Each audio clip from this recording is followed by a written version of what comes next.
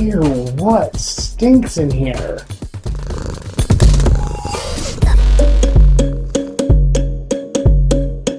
The Litterbox is the part of the show where I sift through the disgusting, stupid news so you don't have to. I'm just that nice a guy. You can thank me down in the comments. Let's get started in Woodland Park, Colorado, where a 77-year-old woman had a really aggressive encounter with a deer.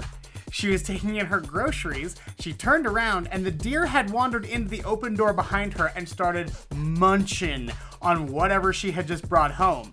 Naturally, she tried to scare it away, so she just starts hucking stuff at it. The deer, however, was not to be messed with. It is a polar vortex. He was cold and he was hungry. So he started bashing her. He just thrashed this old lady. And it got to the point where she had to grab a mop and just whack it until she got it out the door. She finally shoved it out. But honestly, I'm kind of on the deer side a little bit on this one, because if anyone tried to stop me from digging into the groceries before they were put away, I would have a fit. Police believe that the deer keeps returning to the neighborhood because the woman's neighbors are feeding it. Imagine you just are always walking around that neighborhood thinking, that deer is around any corner. He's gonna come back and he's gonna have his revenge. The Huffington Post says a West Virginia woman recently tried to avoid prison by faking her own death. She was going to jail for some healthcare fraud. When the police showed up to take her to jail, her husband was just like, oh yeah, she's dead, George. His name's George. George was just like, nah, you can't take her. She's a corpse now. Sorry, bye. The police launched a massive manhunt because they didn't believe for a second that she was dead. They found her 2 days later hiding in a closet. That girl couldn't hack it in the closet for 2 days. Honey, I did it for 14 years. You're gonna be fine. She was sentenced to an additional year in prison for a total of 42 months.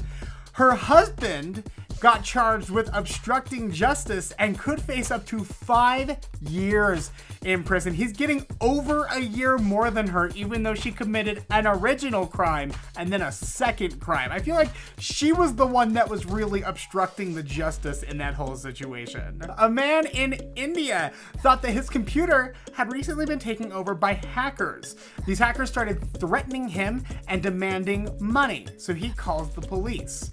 The police look into it not even that hard. They're just like, oh yeah, turns out the call is coming from inside the house. It was his 11-year-old son, who had just taken a class on cybercrime and hacking in 5th grade. I love these kids. That's like objectively hilarious. I love these kids. I know every generation is supposed to hate the generation that's younger than them. I think these kids are hilarious. They all say whatever pops into their head and they all dress like garbage.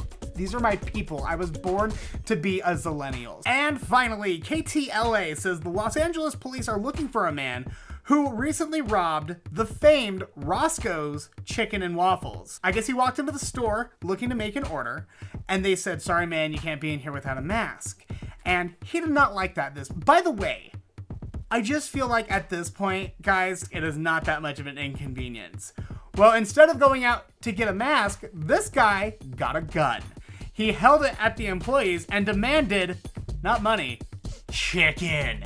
He said, I want some chicken and waffles and I want it now. He took off with several of the to-go orders before the police could show up. But they still ain't found him as far as I'm aware. Maybe now this is kind of an older story, but as far as I'm aware, and for our purposes, he got away with it. The Chicken Crusader. If he's willing to commit armed robbery for chicken and waffles, what kind of sick stuff do you think he's willing to do for a Klondike bar? I mean, I'll bet it's nasty.